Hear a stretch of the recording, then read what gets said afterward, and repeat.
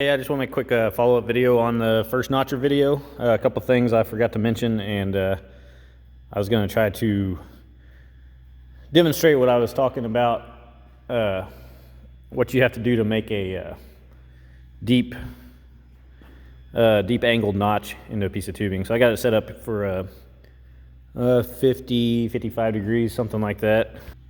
And I was going to mention also I was talking about shimming, having to shim the clamp. And if you don't shim it, what you're going to end up with is basically your notch is not on the center line of the tube, so you end up with a longer notch on one side than the other. And then once you get it shimmed correctly, your notch will be even all the way around. And also I wanted to mention, after you get done notching, you're going to end up really thin out here on the edges. And you need to go ahead and grind that down to where that's full material thickness before you weld it in, because if you just weld your bead around that side right there, you're not welding anything. This is 134 tubing, so it's pretty thick, but it becomes more important on thinner tubing especially. But that notch right there would work even though it's not on center perfectly, but you would want to go ahead and, like I said, grind that edge down and take that, basically all that off right there until you're back down to full material thickness all the way around. And then you'll need to take that side down. I'd still take it down a little bit, almost even maybe lay that back to a little bit of a bevel right there, and that'll help you get a better weld and full penetration on it. So I'm going to try to notch this one-handed. I don't know if it's going to work, but let's see what I can do here. So anyways, like I said, it's set up for 60 degrees, and there's no way you're going to do it in one swath. And also the tube is going to hit the hole saw if you have very much stick out going there at all. So you just need to set it up to where the saw is going to go just inside the tubing on that side, and that gives you some wiggle room there. But let me make this notch real quick.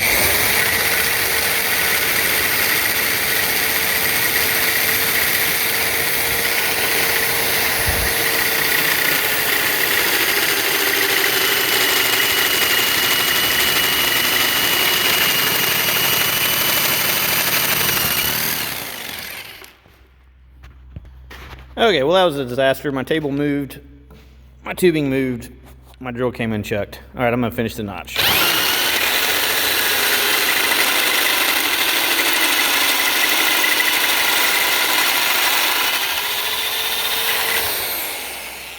Okay, right there is what I was talking about. It's gonna bottom out in the bottom of the hole saw.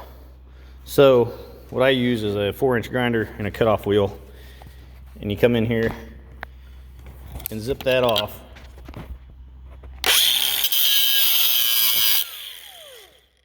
Like that.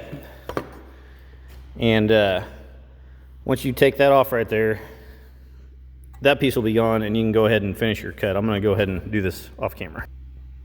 Okay, it doesn't have to be pretty. All you got to do is just get that chunk out of there. That's all you're going for. So then you can go ahead and go in here.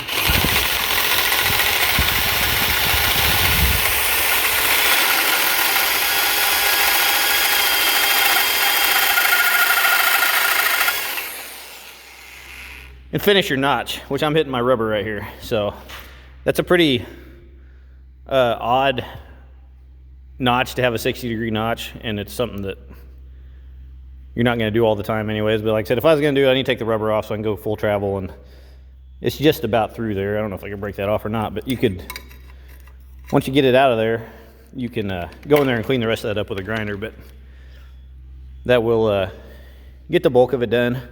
And again, you need to take this out to full material thickness here and down here. It's super thin out there on the edges, so that needs to be ground back. But that will get you a decent coat. And even as it is, as rough as it is, with no cleanup on it, it'll still lay on there pretty decent. Except it obviously needs cleaned up, but it's tight all the way around. So I just wanted to clear that up, and like I said, I wanted to mention the fact that you need to take that back to full material thickness all the way around your notches to get a good weld. So thank you.